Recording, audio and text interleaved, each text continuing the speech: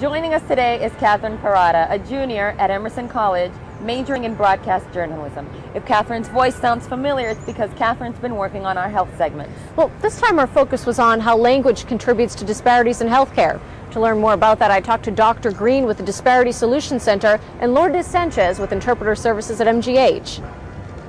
Imagine if you needed urgent medical care. It might be a frightening experience. Now imagine what it would be like if you didn't speak the language. If you can't communicate with your provider and you don't understand what's going on with you, how can you take care of yourself? Taking care of yourself is becoming a little easier thanks to one Boston hospital.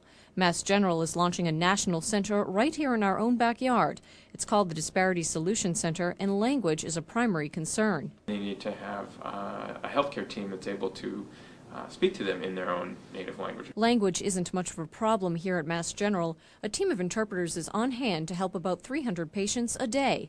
But many patients don't even know these services exist. Many patients might think that, oh, how can I get to the hospital if I can't communicate with the provider because I don't speak the language? So first we have to create the awareness. The center is creating that awareness through the pages of El Planeta.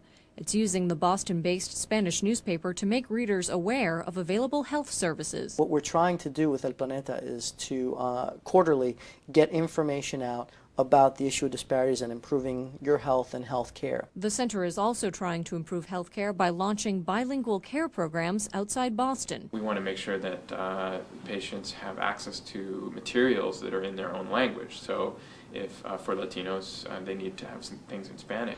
The Disparities Solution Center kicked off its operations here last June. Since that time, they've received nearly $3 million in local and national grants. Their next goal is to build up their staff. Right now, there are just 9 people working for the center.